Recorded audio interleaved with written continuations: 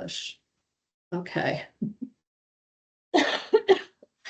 Okay, so I want to start today just with something that I wasn't able to do the other day at UFA, and that is to give an overview of the libraries. I had asked for some time on the UFA schedule because we did have some updates that we wanted to share. I know there was a lot of concern whenever Rich left and we did not fill his position, but I do want to share what we are doing, how we're going to be meeting the needs of our collective, evolving needs of our university collectively and individually, and to assure you that services are continuing and we will continue to grow and develop and evolve as we see the need. Somebody said at UFA in the chat that we no longer had a university librarian. I want to rest assured we do have a university librarian. That person is me. I do have an MLIS as well as a PhD. And so I want you all to know that we do have a person who, when accreditation comes along, you do have somebody that you can put down in for that reason. But I put a couple of slides together. They're not very impressive, but I'll share them with you just because I did good talking points. Can you see my slides? You can. Yes. Okay, great. Yeah, we can see them. Because I can't see it. This is a little different on my computer right now. So I want to let you know first and foremost that last year when we were putting the budget together, we were asked to come up with a flat budget. For us, when we're dealing with a flat budget in library land and any computer software, anything that involves vendors, you're usually dealing with a budget cut of 5 to 7% because of the inflationary costs that they've added on to all of the services and products that they offer. So that meant we had to find $30,000 to cut so that we could meet that flat budget. And the way we did that was we looked at things that had low usage. We looked at things that were single subscription that we could get in other ways. And we really were able to make that fairly easily. I don't want to say it was an easy decision. It wasn't, but there was enough in there that we could cut it. The problem that we then faced is in December, whenever we were asked to work with our vendors to come up with a 10% reduction in contracts, if we could and where we could. And many of our vendors were already saying to us, look, you already signed a 3-year contract with us to get an initial decrease, and that 30,000 in that was included some of those cuts as well. You've already signed that with us. We can't extend any more. So in order to be good stewards of the resources and to support the mission of the university to find that $6 million, we looked very closely at all of our subscriptions and any redundancy, any place where we thought we could legitimately cancel something, monitor the usage, and still be able to get that content, we cut. Now, that was tough because that is cutting into things that are being used, but maybe not being used to the level that we thought was cost effective. So for example, if we have a journal that is $1,500, a single subscription journal that's $1,500, and it's $18 a person per use because it's not used very often, that's considered probably something that we could look at to cut. Monitor the use, but cut it. And the way we did this is that we have a service called Get It Now. And it's kind of like a bank account, right? It's this, we can put like $2,500 in it this year. And if we don't use it all, it rolls over to the next year. And so we have that money that we can be able to use to get information, to get content for you if we don't own it. And we usually get it in less than, what do you think, Alice? In less than 24 hours. Usually less than 24 hours. Some that are from more obscure Yeah. publishers can be a little bit longer. Good.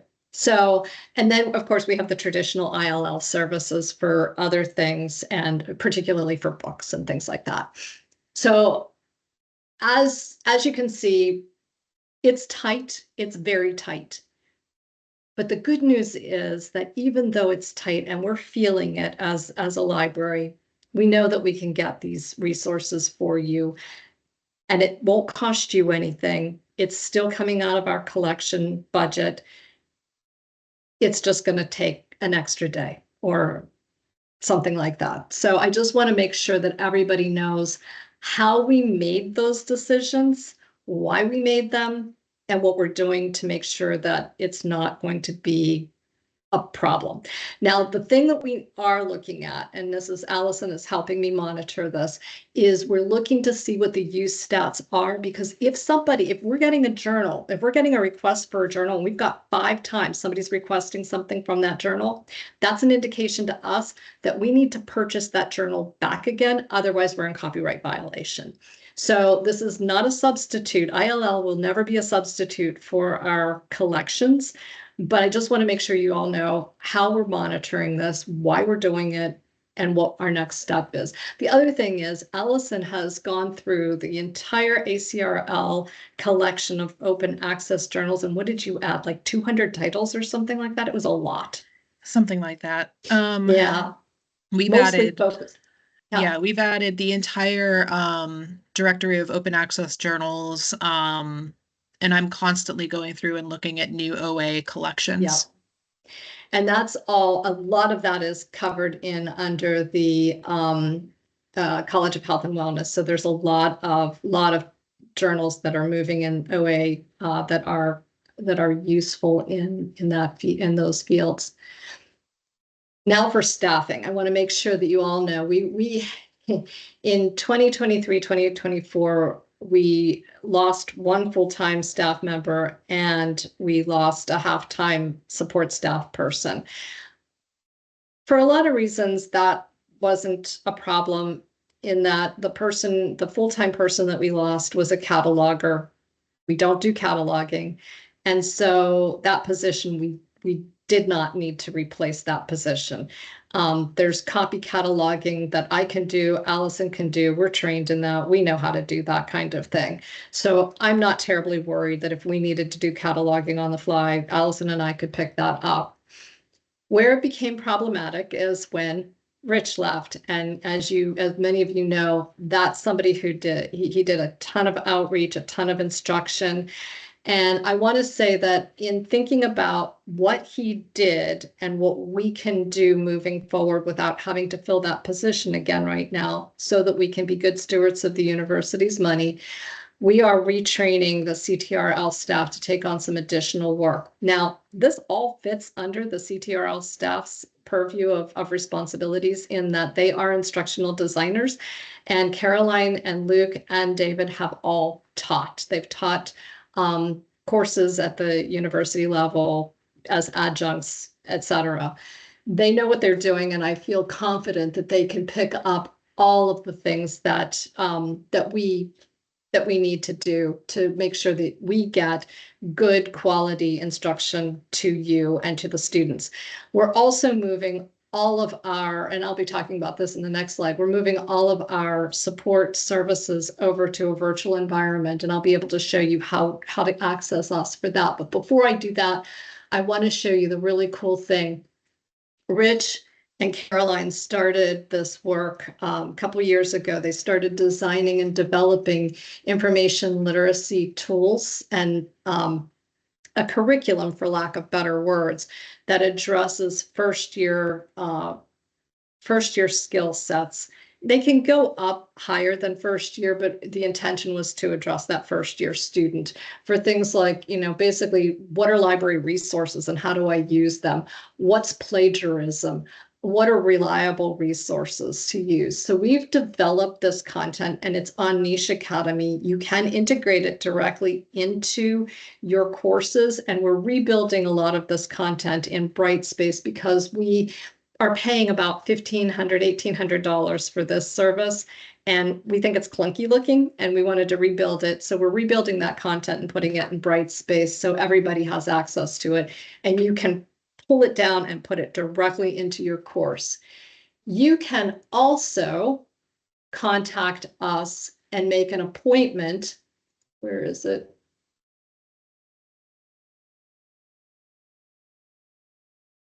We can come to your class. We can do Brightspace support. We can do instructional design planning. We can do library instruction consultation. You can come to the CTRL webpage. I don't know if you saw where I was when I did that, but it's under course planning and create a consultation. This same link is available to students from the actual library website and on the My Carlow portal. They can make appointments for us to schedule a half-hour instructional session, one-on-one, reference support, whatever they need. They have access to myself, Caroline, Luke, Allison, and David. Did I miss anybody? Yeah, they have access to all of us. So I want everybody to know that we're doing our best to meet those needs, so that everybody has quality instruction without losing anything. Again, like I said, we're moving to virtual space. I showed you the instructional materials. Oh, somebody, I think it was Sue Rubish Geisler, I think was the one. Okay, so what to do for digital or for reserves? Sue wanted to put something on reserve, a physical copy of a book on reserve, and we're like, well, we don't have the staffing to provide access to that. So what we did was we were able to find that particular textbook in a digital format and get a one licensed copy for her. And we can continue to do that, but we're going to need departmental support if you want that, because we're not in the business of buying textbooks. We can purchase it, but we're going to need your department to pay for that book, and then we can manage creating a link to it so that you can put it in your syllabus or whatever. I just want you to know that we do have the ability to do this. We just don't have the funding to do it. So we'll have to work together to figure out if you do want to reserve what that's going to look like. Now, for other physical items, we still have some physical books, not many, and we are moving rapidly towards a fully digital library. In fact, we are there, but we haven't had the people power to move all the books yet. So if anybody does want a physical book from the collection, we can circulate that.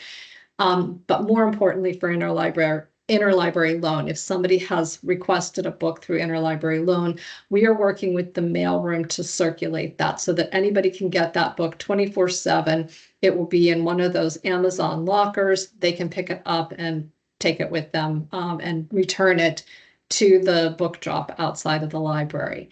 So those were the big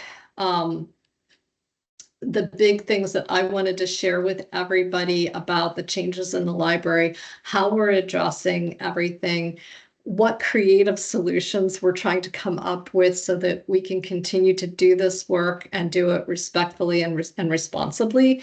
And then I'm going to turn it over to Kate as soon as I see if anybody has any questions about what we're doing, how we're doing it, why we're doing it.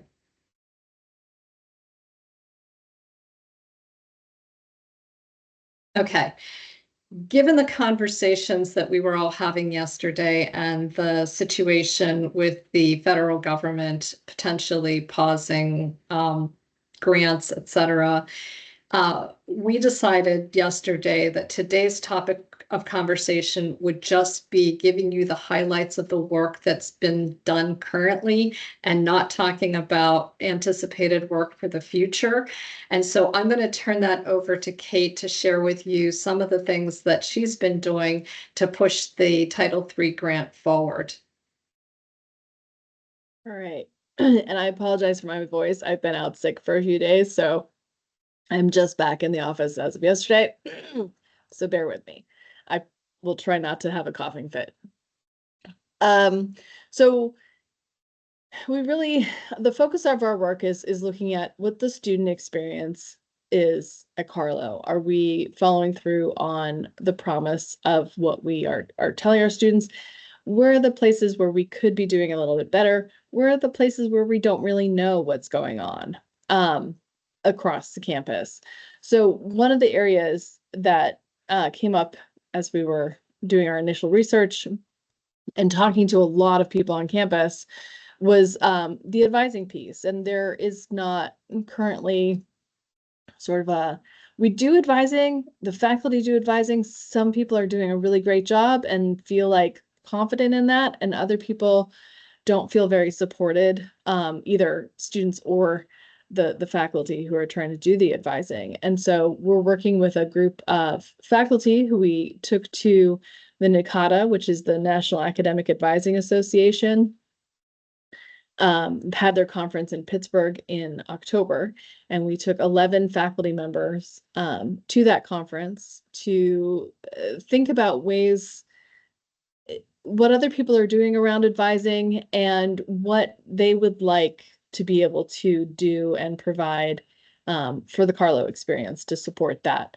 advising. And so 8 of those faculty members are continuing to work with us in advising and retention task force group that is really looking at how do we express the why of our advising. Right now, there's a lot of information about the transaction of advising and what folks do in that advising process and registration, but for a really mission-driven organization like Carlow, we really should have our why of advising and how that ties into the mission so that it's all very connected. And so we are currently working with the faculty members to shape a mission statement and a definition of advising for the institution. So we have some great people working on that. Which is one of our primary things. We were working on a survey for both the faculty advisors and the students to see what their current experience with advising was. That is temporarily on hold because we were backing that with some grant funding, and right now that's a little up in the air. So we're waiting until we have a clearer path forward to proceed on that. Likewise, we were really hoping to be meeting with some smaller student focus groups. But again, we're kind of on hold until the clarity with the grant funding is achieved there.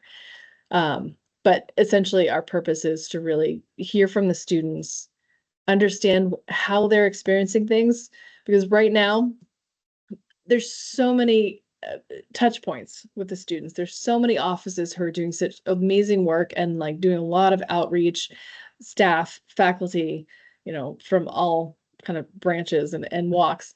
But I think for the students, some of the students we've talked to, they feel like, the batter in the batting cage with the ball machine that's gone crazy and it just keeps pitching and pitching and pitching at them. And so they don't know what to catch and what to dodge and whatnot. And so we're trying to understand what it feels like for the student perspective so that we can kind of shape and maybe direct some communications in different ways going forward there. I think that was one of the most important things that's come out of the grant so far, is that we have really been able to sit down and consciously talk to people who across different departments, faculty, and we're calling it the Trinity, kind of like I'm calling it the Trinity. I think it's funny to say that because we've got academic affairs with us and the faculty, alongside of enrollment management and student affairs, and it's really, we've really had an opportunity to sit down and understand each other's work, where the overlaps are and where the synergies are. And it is super exciting to see how we're able to collaborate.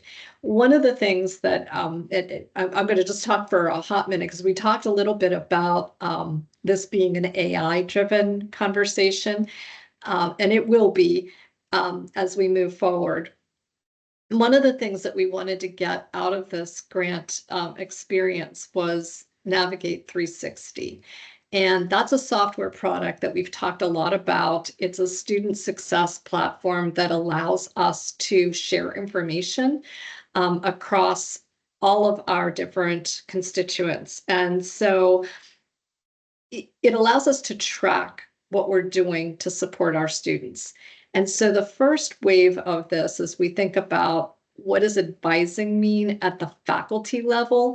That's the capital A advising. And then what's the lowercase advising that's happening informally at different levels? And we can track that so that it gives the faculty advisor more information in a more timely way.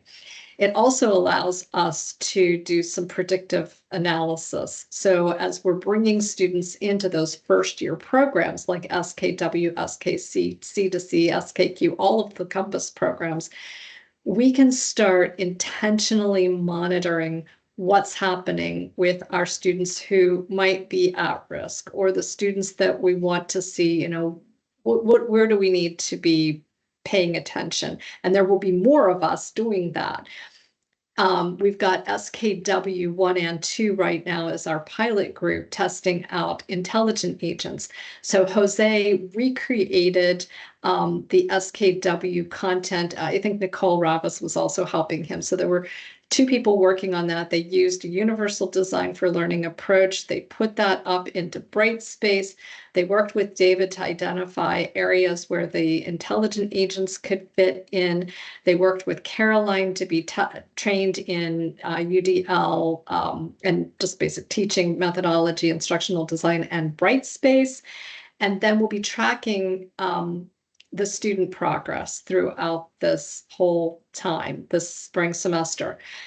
When the fall comes around and Navigate 360 is part of the equation, then we can start looking at helping students schedule appointments for one-on-one tutoring or support, or monitoring the CARES application and any kind of next step support that's available there. So there's going to be a lot more ability for us to track and monitor that. And we'll be using the predictive analytics, and that's the AI part. We'll be using that to help us target and track student progress. I hope that wasn't too confusing. I just wanted to jump in and share that while Kate was having her coughing fit. Now I'm shut up so Kate can continue talking. So and I'll just add on to that by saying, as someone who worked at a school that used a very similar system, the best thing about the Navigate 360 is it really ties everything we're doing to the individual students. So it's much more possible to see what services different students are accessing, who's involved with individual students. So it's not just a aggregate past tense data on the students, and it's really something more in the moment and live data and connected to the individual student. And we're a small enough institution that we should be focused on the individual student. And so it really just, in terms of a communications tool, as a reporting tool, as a way to track data and have institutional accountability for what's happening, I think it'll be a real game changer. Just because it pulls in the academic side of things, it pulls in the early alert side of things, it pulls in all of the support offices that are working with the students as well.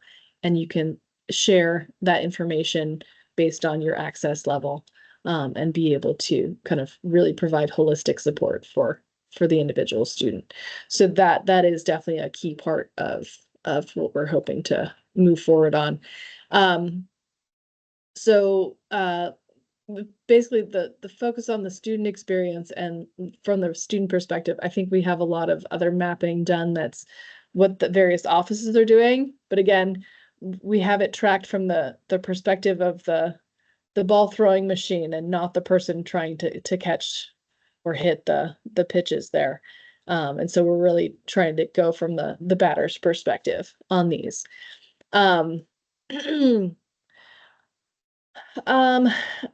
Other work that we're doing, we're also information more campaign as we're looking at data on student persistence and student enrollment data in terms of how many credits students are enrolled in, and some of the reasons in our aggregate data from OTHOT about why the students who aren't persisting and risk factors and not completing enough credits this semester is one of the highest risk factors for not persisting as students. So, and we're finding that in talking to the faculty advisors and talking to folks in the student affairs offices, that students are not necessarily cognizant of the fact that if they only take 8 or 12 or whatever credits a term, they're not able to finish in the time frame that they want to finish in. So doing some information campaigns taken from Complete College America, which is, I don't know if people are familiar with that, but it's one of the premier organizations right now focused on improving persistence, retention, and graduation outcomes in institutions in our country, and looking at how we can share that information with students so that everybody knows, like everybody should know you need 120 credits. And what that means is if you want to graduate in 4 years, you need to take an average of 15 credits a semester, and just make that part of the oxygen we breathe here, as opposed to something that people are surprised by. So we're working on several counts. The other piece that we're working on and have been sort of formulating a plan for is really working with the students who have stopped out, and that would be the students who are no longer enrolled. Mostly what it comes down to is the unofficially withdrawn students who just sort of disappeared, and an outreach for them. And we're hoping that the institution will come up with their side of the plan to offer some financial incentives to help support those students in their return. There's we are working with the I cannot remember what it's called right now, but it's the Pennsylvania Department of Education and the Ithaca SR think tank group, who are working on working with about 50 colleges in Pennsylvania on re-engaging with adult learners, and that largely includes folks who have stopped out and not completed their degree. So we have a lot of great resources and a lot of great ideas coming out of that group that we can build off of. They have shared some really interesting preliminary data about investments that Ohio schools have made in returning students, and the return on investment there looks excellent. And so hopefully we can get some institutional momentum there so we can form a comprehensive plan to really have something to offer those students to return and complete their degree with us. So that's another wave of things that we hopefully will continue being able to work on. And I'm optimistic that that the defenders of the U.S. Constitution will make sure that we can complete those plans at this time. So if and if you would like to help us with that and you hadn't already contacted your national representatives and state representatives to protest the current state of things, that would be lovely if you would add your voice there. So I was a political activist in a previous life, so I can't resist the plug. All right. So I would love if anybody has questions about any of the work we're doing or has ideas that we may not have encountered yet, because we've talked to a lot of people, but we definitely haven't talked to everyone yet. And I would just invite any other input or questions or thoughts. I put some things in the chat. The first thing is the Inside Higher Ed on faculty-driven alerts, which is something akin to what I'm talking about with Brightspace and working with Brightspace and Navigate 360, and then a link to the actual study. And then there's also how to find your House representative. So please, I know we spent a good chunk of time yesterday writing.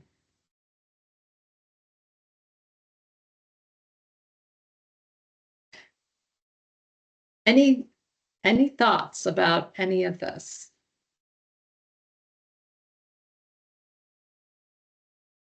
So the rest of the lunch and learns will be devoted directly to AI and AI initiatives. Oh, how is the OTHOT data being used? We can only speak from how we've used it, but I know that Bridget and Tim have used it differently. So Kate, you want to go ahead and talk about that while I pull up the other lunch and learns? Sure, we've it's really interestingly coded data. So it's probably the best and most comprehensive data pool we have tied to individual student record. And what it does is their big thing is that it produces a likelihood score. So is the student likely to persist or not? And what are the factors that seem to contribute to their likelihood of persisting based on the aggregate data that we have there? And so what we're looking at is what are the things that stand out that either influence a student's persistence so that we can build on and support those more and expand that positive correlation, and what are the things that what are the factors that seem to indicate that the student may be more at risk and not persist over other students. And so we're pulling out those risk factors, and one of the ones I mentioned was how many credits they're taking in a semester definitely affects their persistence to a degree. And so that's one of the top things we're looking at there.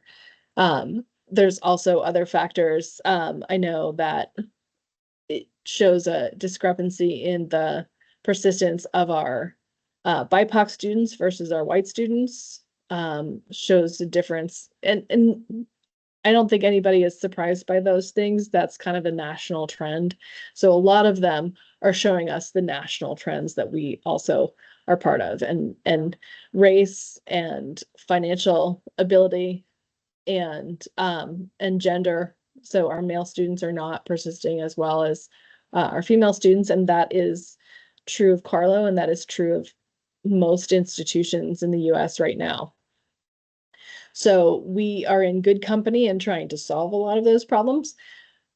But I think the more interesting thing that the OTHOT data can show us is the little pieces like, oh, we have 400 students right now who are registered for under 14 credits a semester.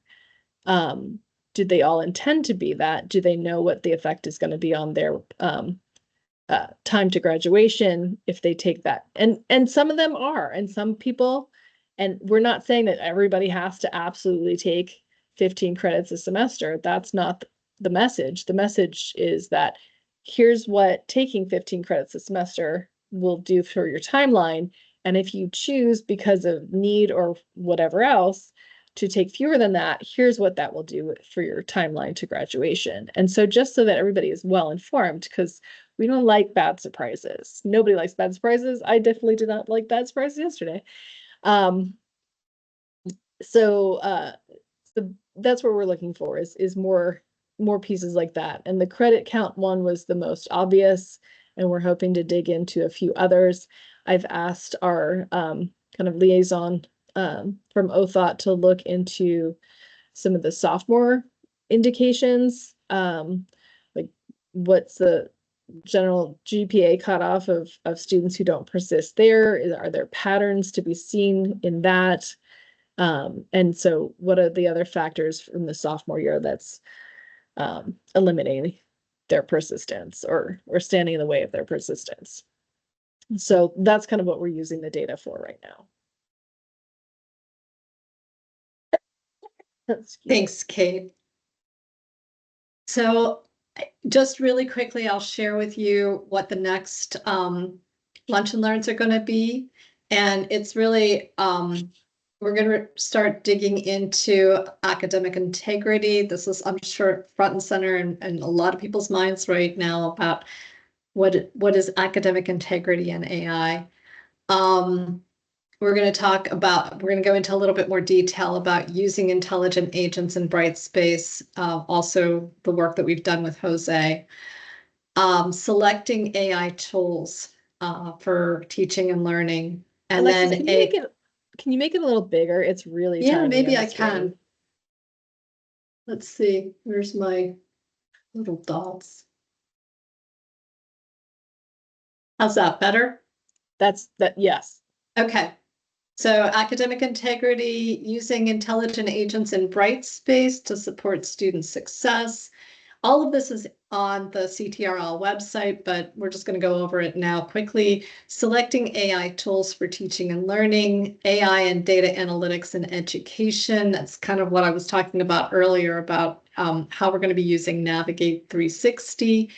And then Melanie's going to come back and talk a little bit about Otter AI and helping students learn. Then those are just our lunch and learns. Then we have some learning labs that we're putting together that are a little bit more hands-on. And those have already started. We've got Brightspace fundamentals. As you can see, there's a link. So those have been recorded. We've got AI prompt engineering to achieve better results. Some of these are not just for teaching and learning. Some of these would be great for staff as well. This one is definitely one that staff could benefit from. ChatGPT to support teaching and learning. I'm going to talk about some of the ways I'm using it. I would love if other people are using it, come to the table. I'd love to hear what other people are doing. AI for content creation and editing. Again, this is not going to be one that's just for faculty. This is a staff one too.